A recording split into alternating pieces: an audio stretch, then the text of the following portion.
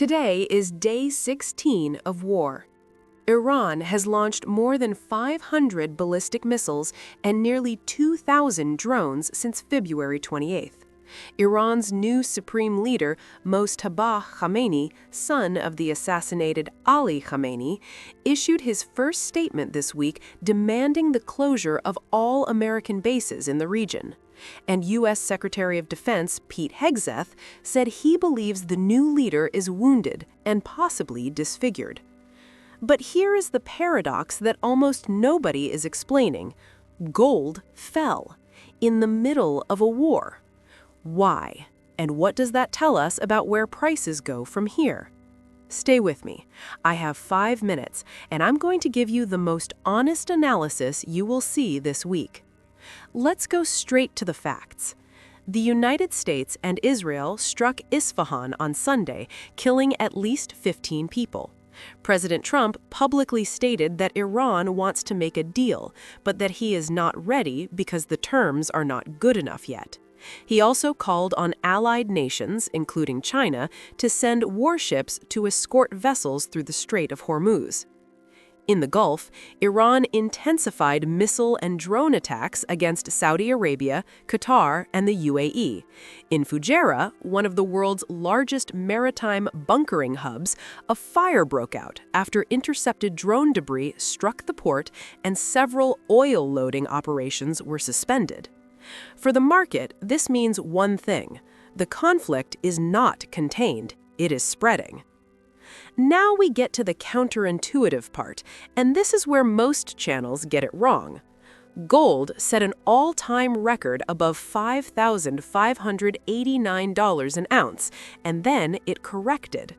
Over the last few sessions, it fell from around $5,423 down to the $5,100 range.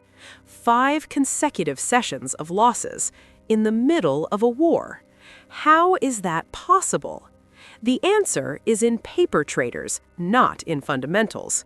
What happened was a forced exit of leveraged positions. Margin calls hit overextended funds, and they had to sell. Meanwhile, physical gold premiums stayed elevated. Real demand from institutional buyers, jewelers, and central banks did not break. Think about it this way. If you own physical gold, nobody gives you a margin call. Nobody forces you to sell at the worst moment. My read, as long as gold holds above $5,000, and today it is trading around $5,150, this is a healthy correction inside a bull market, not the end of the rally.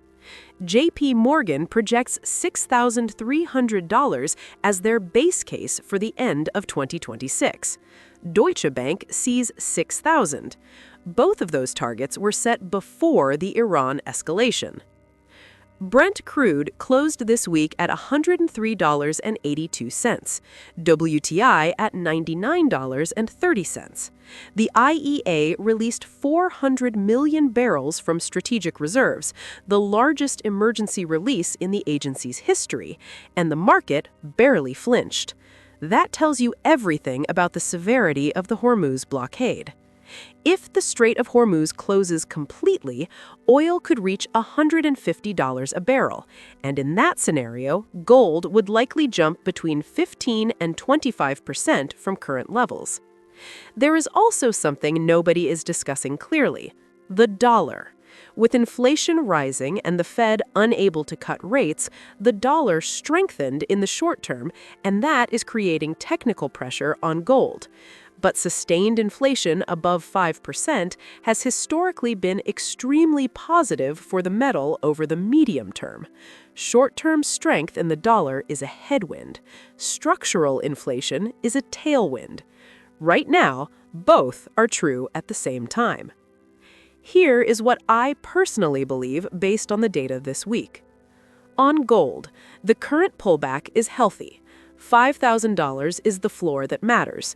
If it holds there, the next move is toward $5,600 and then $6,000. Gold is behaving exactly as it should in a stagflationary environment. Oil is high enough to prevent rate cuts, which erodes currency value. Both factors work in the metal's favor. On oil, a range between $95 and $120 is the most likely outcome while the conflict lasts.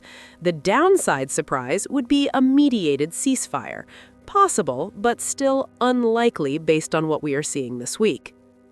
On the dollar, short-term strength, medium-term weakness. As American deficits grow and the war demands more fiscal spending, the structural case for the dollar deteriorates. To bring it all together, the war has entered its second phase, more diffuse, more dangerous, with the entire Gulf now involved.